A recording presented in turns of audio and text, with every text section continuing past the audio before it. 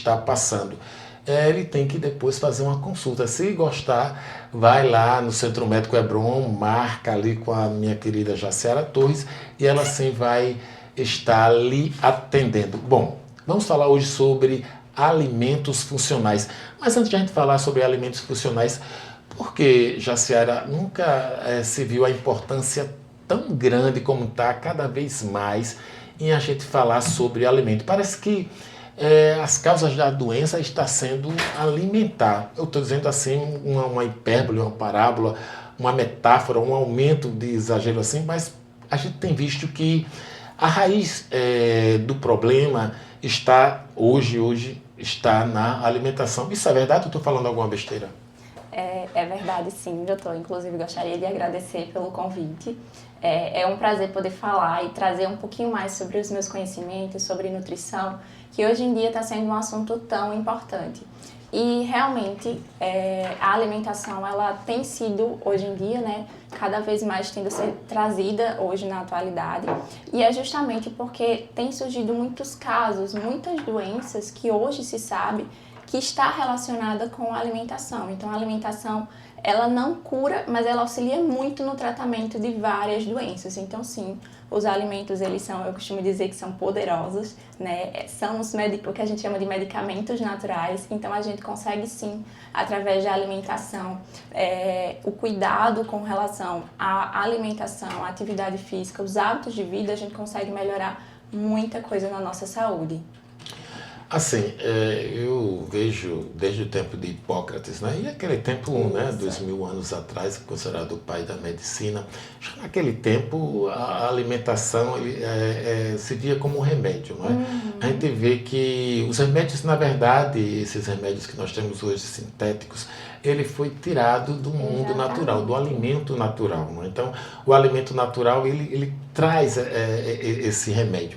E já se falava que o seu alimento seja o seu remédio, não é? Então, dependendo daquilo que a gente come, é o que a gente poderá ou não adoecer. Agora, eu queria saber o que é alimento funcional? Por que esse nome funcional? Funcional o quê? Ele vai de acordo à funcionalidade do organismo ou é um alimento que realmente funciona, já que a indústria alimentícia aí, essa indústria que a gente tem visto, ele não tem nada de funcional, não é isso? Exatamente. Na verdade, o termo funcional é justamente pelos compostos bioativos que aquele alimento possui. Então, eles são funcionais justamente por isso, porque eles vão ter vários benefícios que vão contribuir para a nossa saúde. Eu costumo dizer que o suplemento alimentar ele é muito importante. Mas quando a gente pega o alimento de maneira isolada, a gente não tem apenas aquela vitamina, aquele mineral, mas a gente tem a vitamina, o mineral e o composto bioativo, que são as fibras, são os outros nutrientes, outros compostos que vão trazer vários benefícios para a nossa saúde. Então o alimento, a fruta, o legume, a verdura, ele é de uma maneira muito mais completa até do que se a gente usar apenas um suplemento. Interessante, né? Você falou aí o alimento, ele tem tudo isso, né? Tem todos esses Exatamente. recursos. Então, a gente, na verdade, quando eu falo na verdade, a gente não teve nenhuma aula de nutrição médico falando sobre si, né? A gente deveria ter, o médico deveria trabalhar com a nutricionista do lado, né? Eu tenho esse privilégio que eu sempre mando, referencio para você.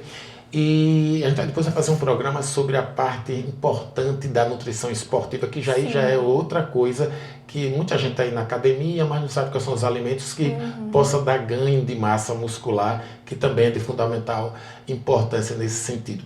Aí assim, eu te pergunto, como é que a gente pode assim ter uma alimentação e dizer que essa alimentação ela é funcional?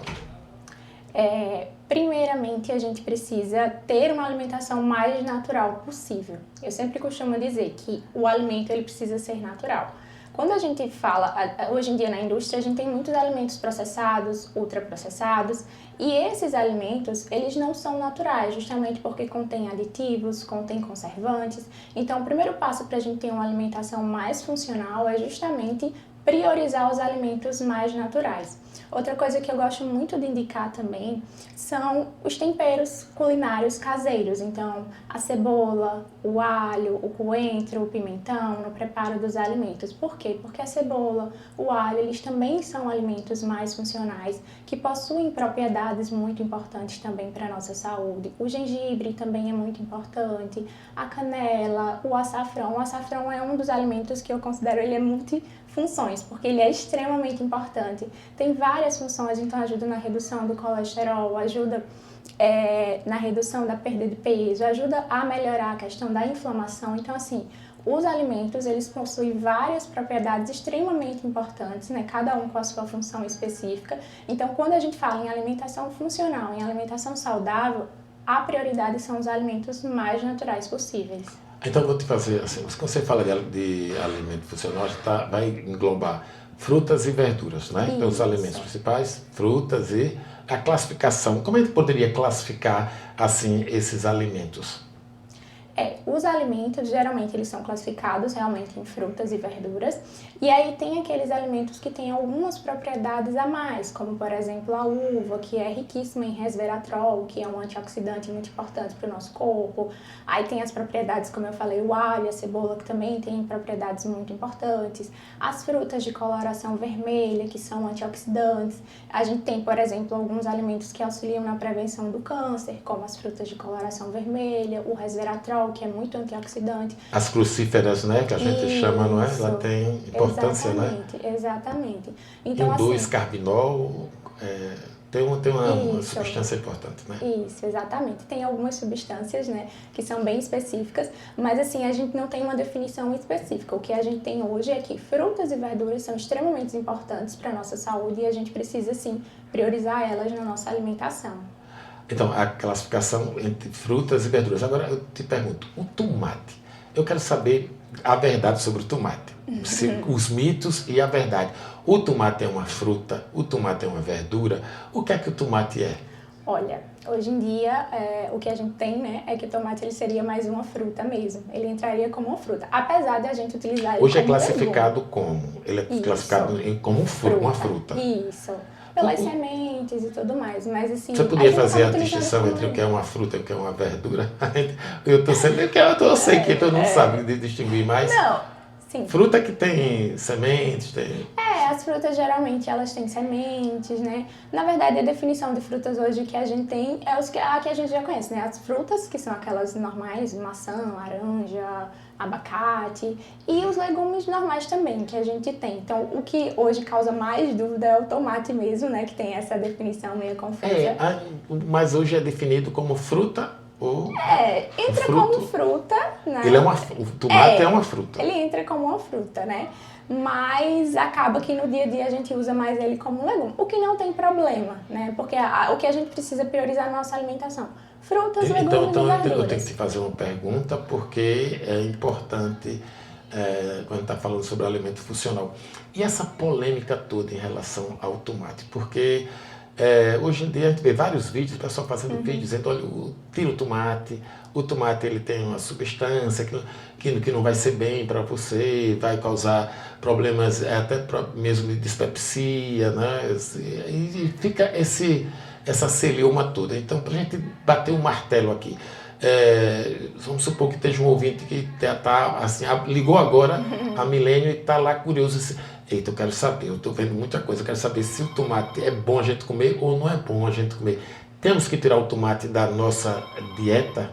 Não precisa. O tomate ele é extremamente importante para a nossa saúde e ele traz sim benefícios. Agora, pacientes que têm uma situação de dispepsia ou uma gastrite ou refluxo, então pacientes com essas situações, de fato, eles precisam diminuir Por que o o tomate consumo. causa tanto refluxo? Na verdade, não só o tomate, mas os alimentos mais cítricos. Então, o tomate, o molho de tomate, cafeína, frutas, aquelas frutas que eu digo mais azedinhas, né? Laranja, limão, abacaxi, elas são mais cítricas e são mais ácidas. Na verdade, é pela acidez do tomate. E aí, por conta dessa acidez, eles vão causar um desconforto gástrico. Então, esses pacientes, eles precisam restringir. Mas se você não tem nenhuma patologia, nenhum problema específico de saúde, é uma pessoa saudável, normal, não tem problema nenhum consumir. Então a gente pode bater o martelo, as pessoas têm que devem se alimentar. Agora, qual a diferença? Assim, o tomate ele é vermelhinho, né? Aquele tomate vermelhinho, aquele tomate verde, né? O tomate, a cor do tomate diferencia. O que é mais vermelhinho é rico em licopeno, não é isso? Estou falando besteira não, né? Então o licopeno tem essa substância que traz, é bom para a próstata, tem outras... Isso, tem várias propriedades, né? O licopeno também é importante para a visão e tem vários benefícios para a nossa saúde também. Então, é como eu sempre falo, cada alimento vai ter a sua substância, o seu composto, os seus nutrientes, que vão trazer benefícios para a nossa saúde em diversos aspectos, em várias áreas do nosso corpo. E a indústria, porque tem outra coisa, eu me perdoe eu estar no tomate ainda, porque tem muita gente que pergunta, tem um dia que eu não pergunto, que o pessoal só viu um vídeo que o tomate não é bom, a gente tem que tirar o tomate. Mas assim, ainda se detendo a respeito do tomate. Essa produção maciça que a indústria alimentícia traz para que o tomate esteja na casa de todo mundo, né? Porque se for você fazer uma olhada, você vai para um restaurante tem tomate. Tem que suprir. A demanda a respeito do tomate é grande. Aí eu te pergunto, será que essa produção do tomate está sendo benéfica? Estão se respeitando o tempo certo de colher essa verdura ou esse fruto que é o tomate para a gente comercializar? O tomate orgânico, qual a diferença do tomate orgânico? E depois eu vou lhe fazer outra pergunta.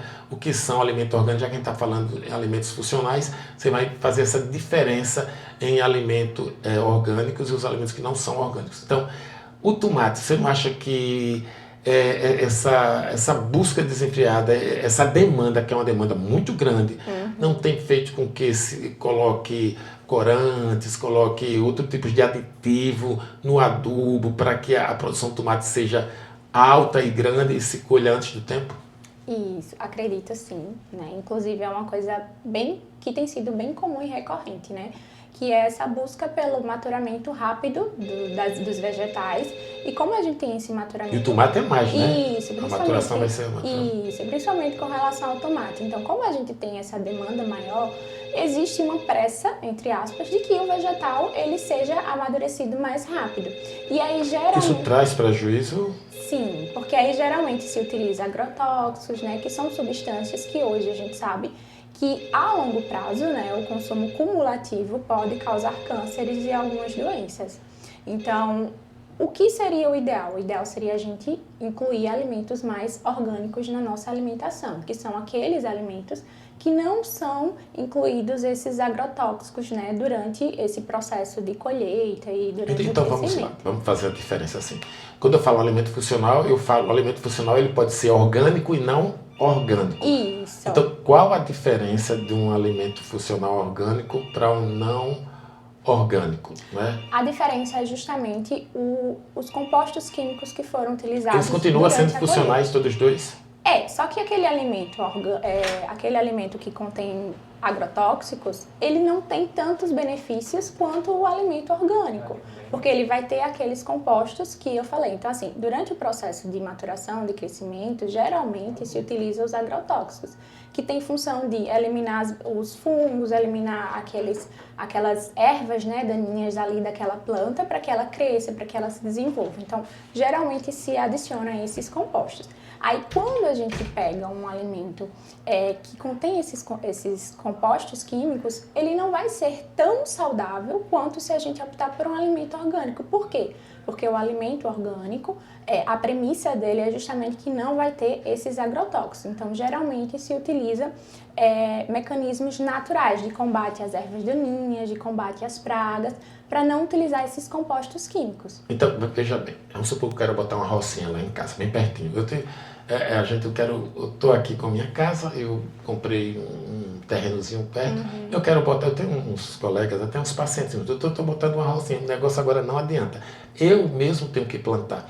Aí eu quero botar uma rocinha, botar os principais alimentos, aí nesse caso eu vou vou fazer essa rocinha, não vou colocar nada de agrotóxico. Agora, como adubar o solo? Tá certo? Porque o Brasil ele é pobre em magnésio, o Brasil ele é pobre em adubo. Você vê nos Estados Unidos, a lei prioriza nos Estados Unidos de mais de 7 componentes para que o adubo seja o mínimo, o mínimo. No Brasil só bota 3. Sim. Sódio, potássio, isso aí também não é nossa área. Mas assim, como a gente fazer para que esse alimento seja um alimento também rico, um alimento saudável, um alimento de verdade que a gente possa chamar de orgânico? Geralmente esse pessoal, né, e aí é uma área, né, que não é tanto a minha, mas assim, geralmente esse pessoal, eles utilizam alguns tipos de produtos, só que produtos mais naturais, que não sejam tão agressivos. Então, geralmente isso tem a ver também com a dosagem, com a quantidade que é utilizada.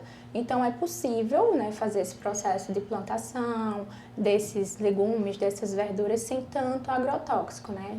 E a gente fala muito do produtor rural de pequeno, né? O menor. Por isso que a gente tem que estimular a agricultura familiar.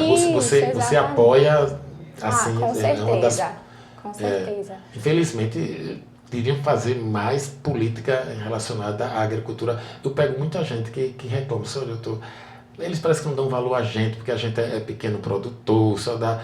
Mas a gente tem que olhar melhor para essa agricultura familiar. Com certeza, porque são eles que colocam comida na nossa mesa. Esse alimento, por exemplo, aqui em Santana, a gente tem uma feirinha orgânica, a gente pode confiar. Realmente, são... Porque eu vi uma pessoa falar e dizer, rapaz, a gente não sabe nem o que é orgânico, será que isso é orgânico? Vende-se como orgânico e não é orgânico. Aí vai muito Tem alguma maneira da gente identificar como o alimento é ou não é? Não tem, né? Geralmente não. Agora, sim, geralmente os alimentos que contêm agrotóxicos, eles são maiores, são mais bonitos, né? Boa dica, viu? Então a gente se passa, né? Um leigo, até a dona de casa também. Vai pra feira e diz, olha como ele é vistoso, como ele é... Esse alimento supõe que esse alimento seja mais sadio. E não é. É uma possibilidade dele ter sido. Possa até ser. Porque geralmente os agrotóxicos são utilizados justamente para que o fruto ele fique maior, mais bonito, enfim. Então tem essas questões também. Mas antigamente, quando eu digo antigamente, você é nova. Eu falo assim, os alimentos eram grandes, você vê a diferença, né, em relação a alimentos. Sempre teve alimentos às vezes tem questão do solo também. A própria terra contribuía, né? Mas também assim, não é 100% garantido de que aquele alimento, o fato dele ser bonito, necessariamente ele contém agrotóxicos, né? Mas assim, é uma possibilidade também. O ideal é a gente sempre que possível optar por alimentos orgânicos, mas se certificar quem foi que plantou, se for possível, né, claro. Se realmente não foi utilizado nenhum tipo de agrotóxico naquele alimento. Olha só, o Léo não está aqui, acho que vai fazer algumas perguntas, mas tem muita gente ligando, eu já estou vendo que tem muita gente curiosa. Mas vamos lá, o que é que eu faço?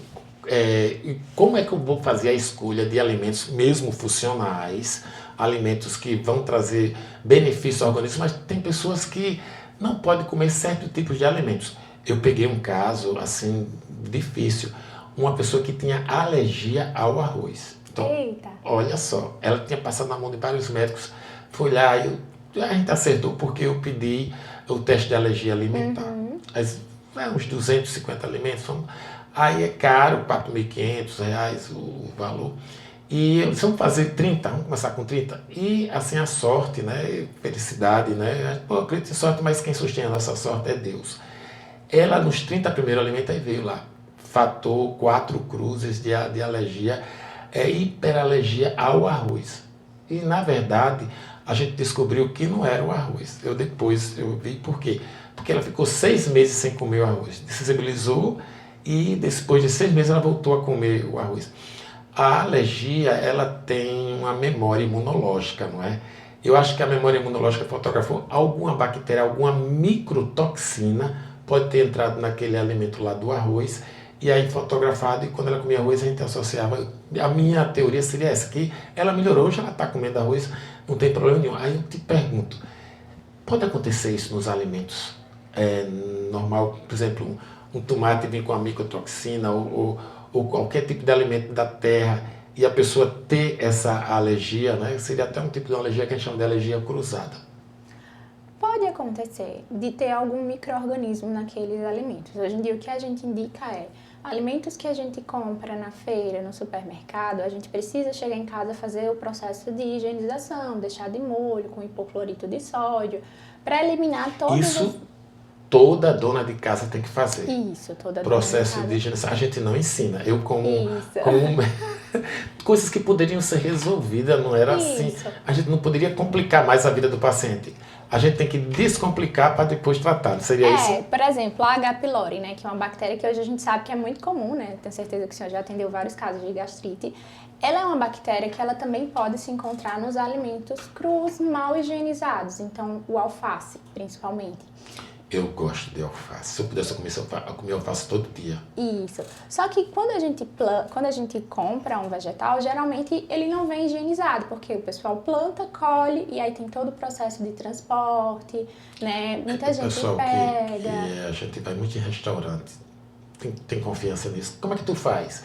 Você conhece, você tem ciência. Você não come, não é isso?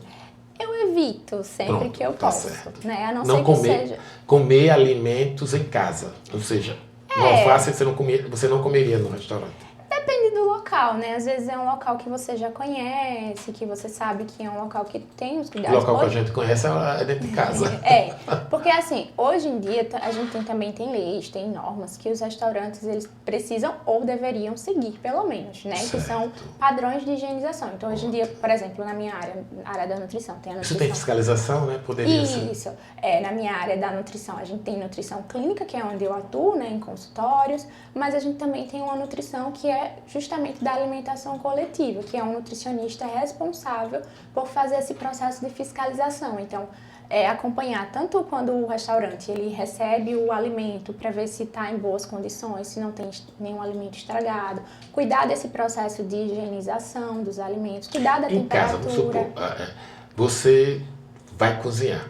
Sim. Você faria como? Você fazia a higienização, qualquer tipo de alimento, o alface, deixava... Todos aqueles alimentos que a gente vai comer, que não vai ser cozinhado, né, que não vai para o cozimento, como por exemplo carne, aí a gente precisa fazer o processo de higienização. Então assim, Proclorito, quanto dia que você coloca as gotas?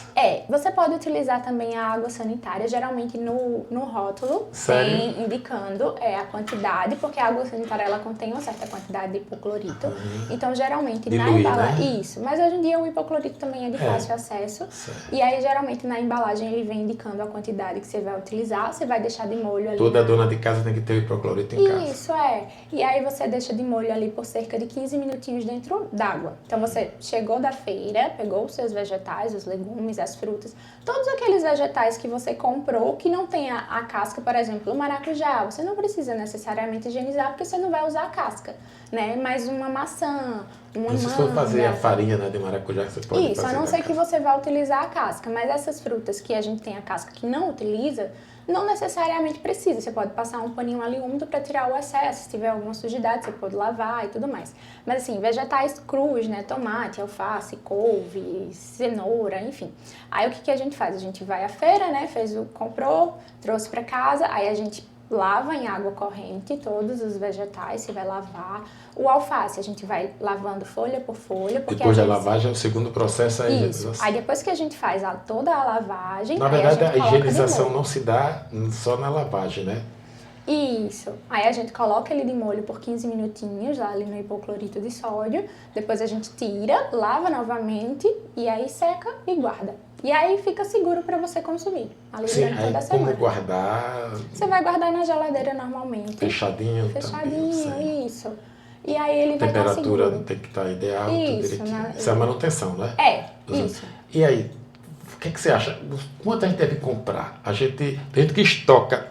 O ideal seria todo dia você fazer uma feirinha, mas na verdade a gente está fora da realidade, colher da terra e comer. Aí eu aproveito e coloco. E o feijão? Como a gente deve preparar o feijão? Feijão é alimento, a gente está falando de alimento funcional, não alimento funcional. É uma leguminosa, né? Leguminosa. Então, o feijão tem um ponto extremamente importante que geralmente eu pergunto e ninguém faz, mas que influencia muito, principalmente na produção de gases, que é deixar o feijão de molho, né, antes do cozimento.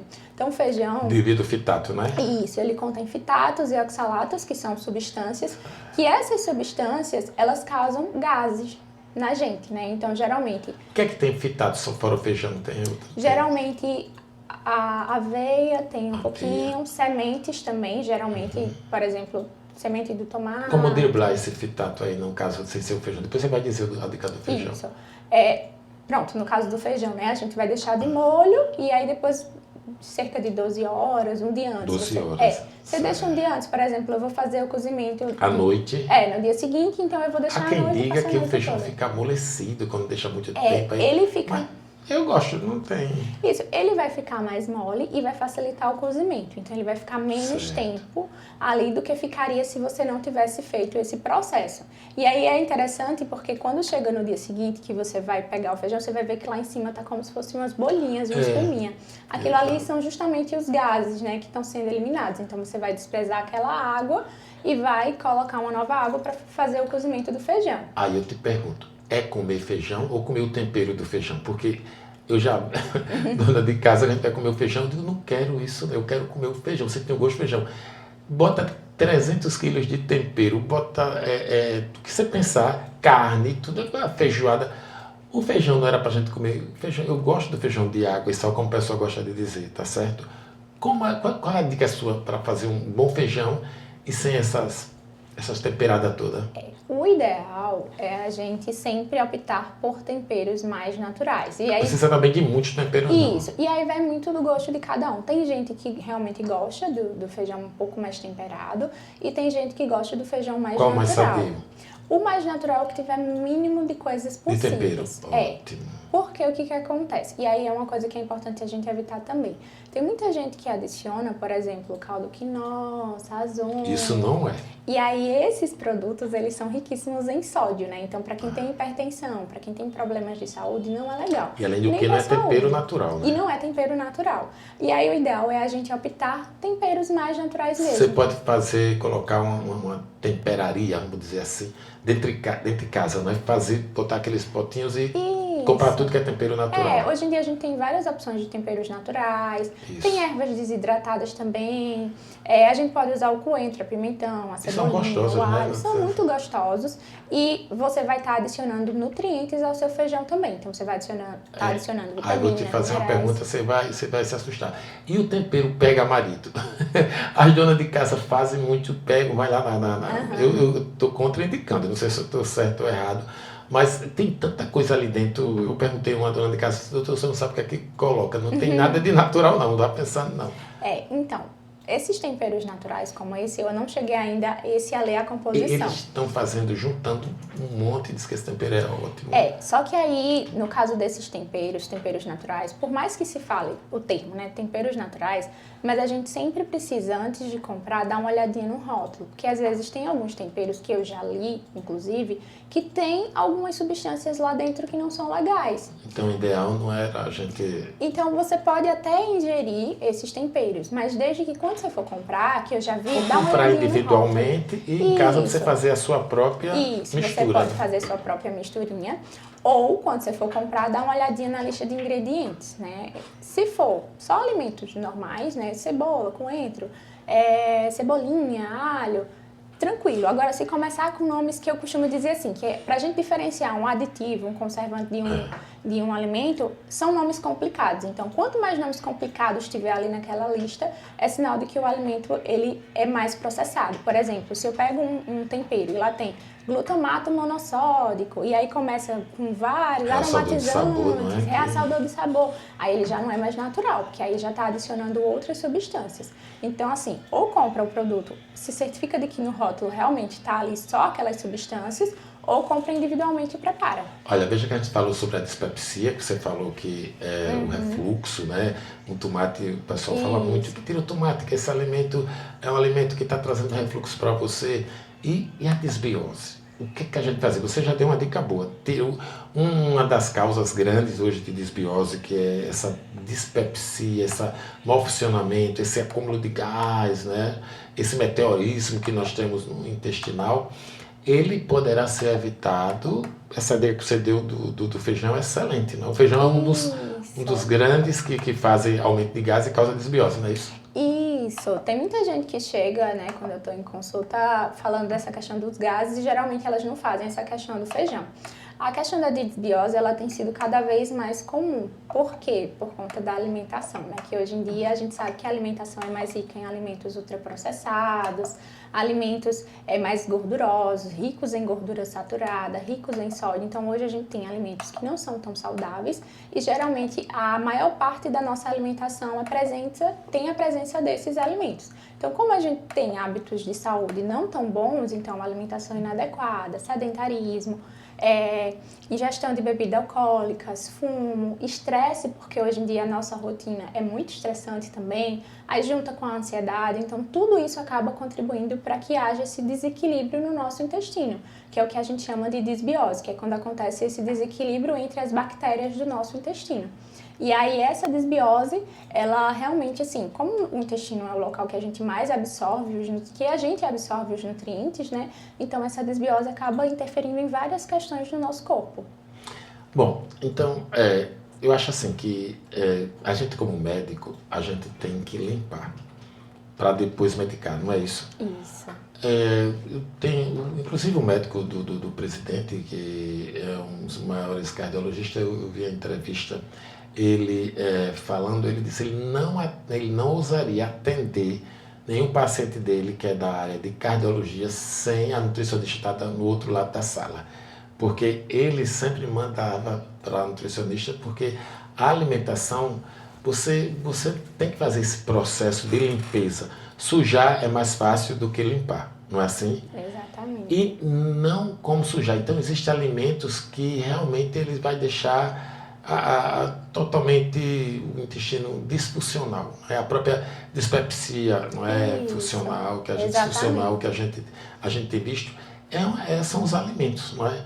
Primeiro, alimentos que são bons, que podem causar, e outros que não são alimentos, como refrigerante, que não é um alimento. Não é? Excesso de açúcar também. O excesso de açúcar. Então a gente tem aqueles alimentos benéficos para a nossa saúde e a gente tem aqueles alimentos alimento que pode não fazer fazem mal? bem. É uma pergunta que a gente que não pode escapar aqui, né? Será que o alimento pode fazer mal? Se esse alimento ele for um alimento que não faz bem para a saúde, né, como eu falei, um alimento rico em gordura, rico em sódio, ele pode sim fazer mal. Agora, é claro que se você consome uma única vez, você é uma pessoa saudável, não tem nenhuma patologia, ele não vai te fazer mal agora, né? Mas a longo prazo, sim, porque ele está relacionado com o surgimento de várias doenças. Agora, se você é uma pessoa que tem intolerância à lactose, tem uma dispepsia, tem uma gastrite, uma úlcera, um refluxo ou qualquer outra síndrome do intestino irritável, e aí você consome... Para fazer um programa sobre síndrome do intestino irritável. Muita gente eu pego. Isso. Não só idosos não, eu estou pegando crianças com essa irritabilidade, principalmente aqueles que têm intolerância à lactose, né, que é outra coisa que a gente depois poderia falar. Aí nesse caso, para a gente assim finalizar, você fez uma pergunta a você, alimento pode fazer mal? Isso, aí nesses casos o excesso tem isso também, né? Isso. Então, no caso de uma pessoa que tem uma patologia, sim, dependendo do alimento, ele vai causar um quadro mais inflamatório e a pessoa pode, sim, passar mal por conta disso. E também o consumo a longo prazo. Então, aqueles alimentos, às vezes tem muita gente que diz assim, eu como isso, como aquilo e tô me sentindo bem. E nunca tive nenhum problema. Só que o problema dos alimentos é justamente o consumo crônico. Então, eu consumo todos os dias aquele alimento. Então, a longo prazo, quando a gente tá lá com os nossos 40, 50 anos, vou dar uma pegadinha, aí começa a surgir um monte de doença. Fazer uma pegadinha com você. Você falou uma coisa importante. Então, o consumo crônico desses alimentos. Brasileiro, ele não vive sem arroz e feijão. Segundo o órgão da Organização das Nações Unidas, né, que é até para a fome, ele classificou um alimento importantíssimo, até em Alagoas, como o sururu. Riquíssimo, não é? Em selênio, riquíssimo em outras substâncias também importantes. E o brasileiro, ele não vive sem o arroz e o feijão. O europeu já é diferente. Os alimentos da Europa ele é diferente. Ele não é todo dia que você vai ter... Até para você viajar para a Europa, você tem que viajar com o seu feijãozinho. Você não vai encontrar assim à toa. Esse arroz e feijão, o arroz e o feijão, eles se completam juntamente com a mistura que a gente chama, gosta de chamar que é a carne, que é outro tipo de proteína. É bem para o Brasil. O brasileiro ele é bem alimentado. Você poderia arriscar dizer bem assim, nós somos bem alimentados, porque o arroz, o feijão e a carne, que é a proteína, parece que é o ideal para as nossas necessidades diárias. Sim, porque eles se complementam, né? E quando a gente fala em arroz, Não tem feijão... problema de cronicidade. Não, porque são alimentos naturais, né? Então não tem nada ultraprocessado. Eu posso comer todo dia arroz e feijão? Pode, com certeza. Deve, né? Desde que você tome cuidado com o seu feijão, para não adicionar, né? Como eu Sim. falei. Então, tomando cuidado com Tratar essa o questão. feijão, fazendo Isso, do preparo.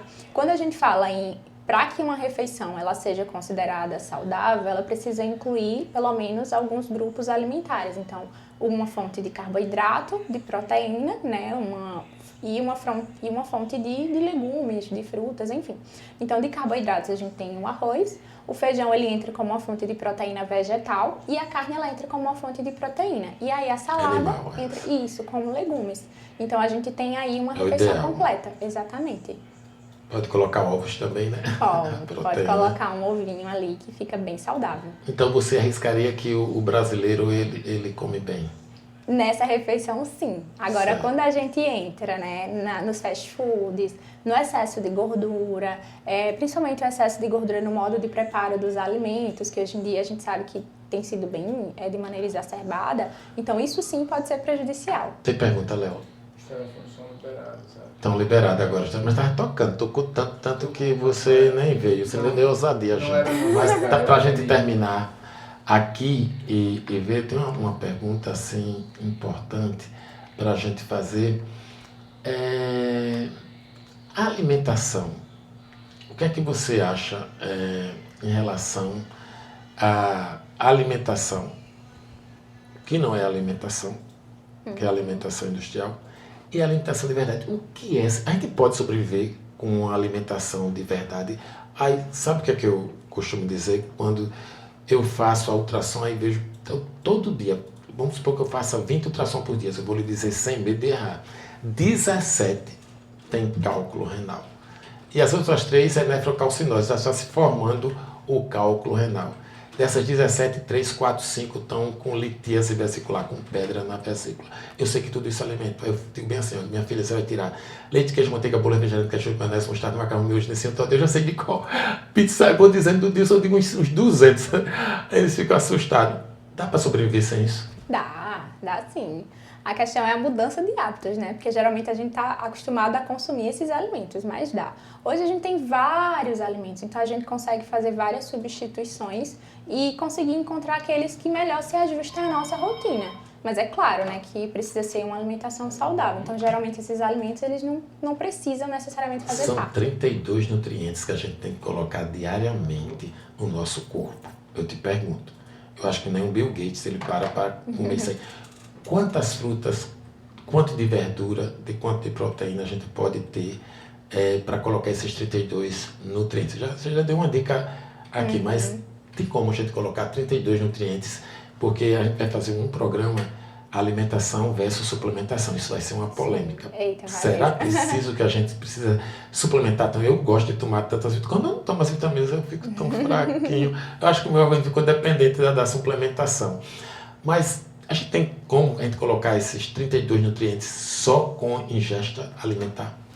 Então, infelizmente, nem sempre é possível, porque a gente precisa ter uma alimentação extremamente variada para a gente conseguir.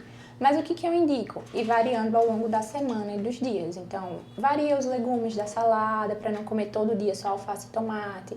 Variar as frutas. Hoje a gente tem uma recomendação da Organização Mundial da Saúde, que é para ingerir cerca de 3 a 5 frutas por dia. 5 porções de frutas por dia. Então, Mas e os tipos, né? Assim. Isso, e variar os tipos da fruta. Porque às vezes tem gente que só come banana o dia inteiro. Ou só come laranja, né? Eu gosto. Por que banana dá constipação, hein? É outra pergunta. É justamente por conta da substância que ela tem, né? Que é mais constipante. Então, geralmente, Mas a banana até a ela vai diferença entre a causar. banana maçã e a banana... a outra, se tem a maçã e... Tem a banana prata. Prata, pronto, é isso aí que eu queria saber. Banana maçã e prata, a diferença, né? Entre um e outro, Geralmente não tem. tem. Então, Ela não diferença. dá, não deveria dar. Tem gente que come banana, não tem nada, eu gosto. Pelo contrário, eu melhoro o intestino. É, porque vai muito da questão individual, né? De como o nosso corpo reage. Mamão, ele é bem... Já o mamão, ele é mais laxante. Então, ele vai ajudar a soltar É o ótimo, intestino. E a banana, ela prende Sim, mais. aí 3 Isso, de 3 a 5 porções de fruta por dia. Por dia, e no outro dia vai ter que variar. E aí é como importante você ir variando. Então, por acha exemplo, dinheiro para isso. Mas aí você pode ir variando ao longo da semana. Por exemplo, você fez a feira e aí você escolheu... E a castanha do Pará, eu posso incluir comer todo dia? Pode. Só tem que Nessas tomar frutas, cuidado junto com a com as frutas? quantidade. Isso. 2 tá bom, não é? A do Pará, Devido à sim. selenose, né? Isso, por conta do selênio. Ah. Mas aí você, para variar as frutas, né? Não precisa comer um monte de fruta. Léo, vamos embora. Desculpe aí, eu não... E aí? Tem pergunta? Não? Se quiserem fazer pergunta, né? A gente tá aberto. Ele falou tanto que não deixou, mas o telefone... Hã? Passa os telefones, que ele não era pra cá, não. Hã? Passa os telefones. Ah, sim, os telefones que você pode ligar agora, 3621-2100, 9936-0699 e o 8229-2450. Mas, na verdade, já estamos já terminando, não é? Tem uma... Sorteio rapidinho, então, só uma no ar. A gente está aqui com a nossa querida Jaciara Torres, eu estou acostumado com o nome e o sobrenome, e nós falamos sobre alimento funcional, sobre nutrição, a importância da alimentação. Alô, boa tarde, com quem eu falo? Boa tarde. Baixa um pouquinho o volume do seu rádio, para não dar microfonia. Com quem eu falo? Rosângela. Se afasta um pouco do telefone, tira o telefone perto, viu? O telefone não, o rádio, né, na verdade. Você se afasta do... Pronto, tá me ouvindo? Pronto. Você está assistindo o programa, né? Você tem alguma pergunta para fazer? Não, eu estava esperando ver se tem assunto. Hã? Sorteio. Que é um sorteio, não é? Então vamos fazer o seguinte, eu vou fazer uma pergunta. A gente está falando sobre o quê? Eu e Jaciara. Não é possível que você... Vou lhe dar uma dica, né? Sobre comida. Alimentação. A alimentação, você me corrigiu. Muito bem. Você ouviu direitinho, entendeu? Tudo certinho? Entendi. Pronto, então tá bom. Então me dê seu nome, você vai passar para o Léo. De onde você mora? Viu? E Santa Sofia. tá certo. A gente vai sortear para você a consulta com a ultrassom, tá bom? Ficamos certo assim. Viu? Forte abraço. Bom, chegamos, né? A 1 hora já vai ter um programa que vai ter do rádio. Agora a gente quer agradecer a você, viu, Jaciara?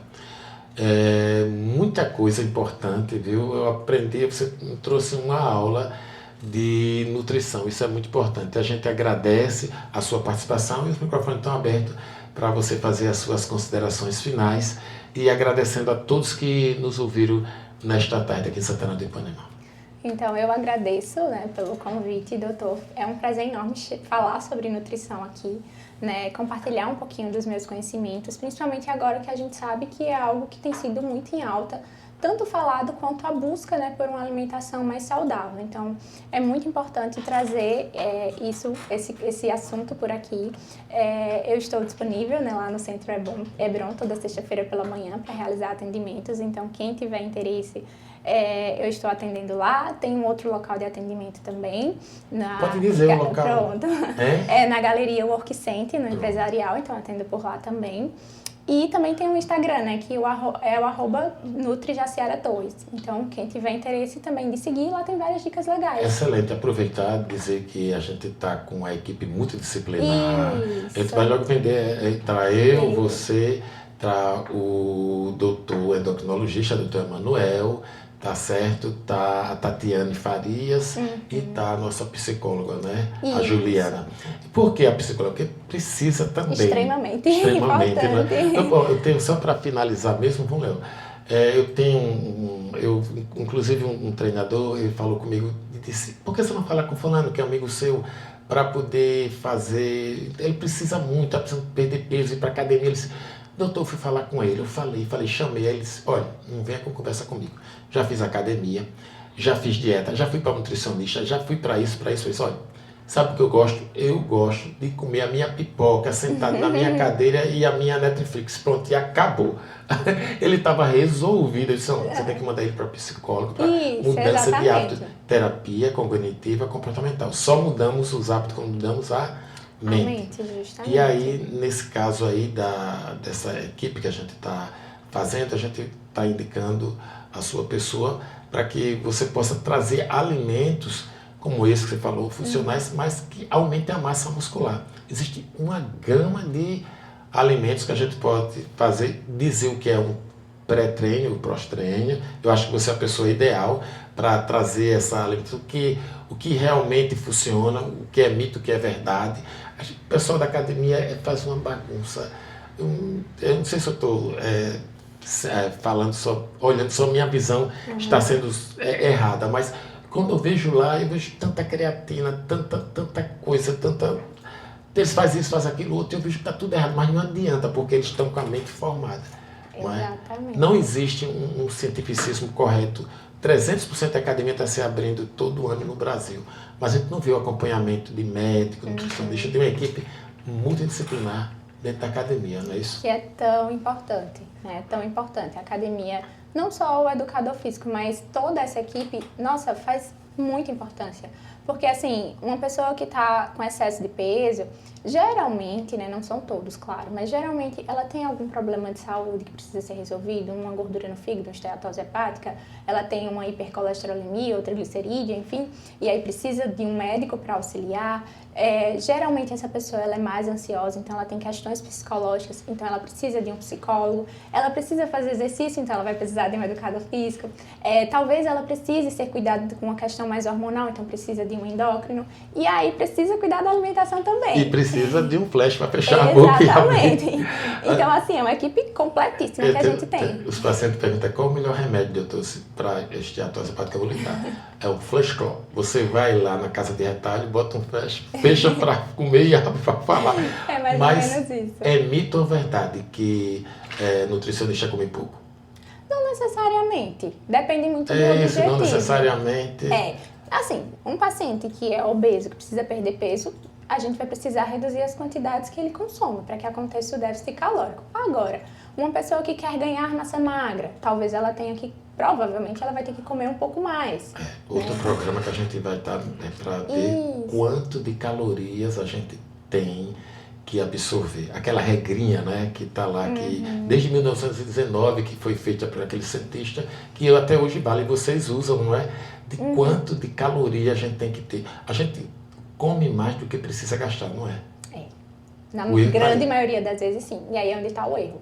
E aí, por isso que, geralmente... É o desnível, né? Porque a alimentação, como ela está muito rica hoje em dia em alimentos ultraprocessados, geralmente esses alimentos eles são mais calóricos.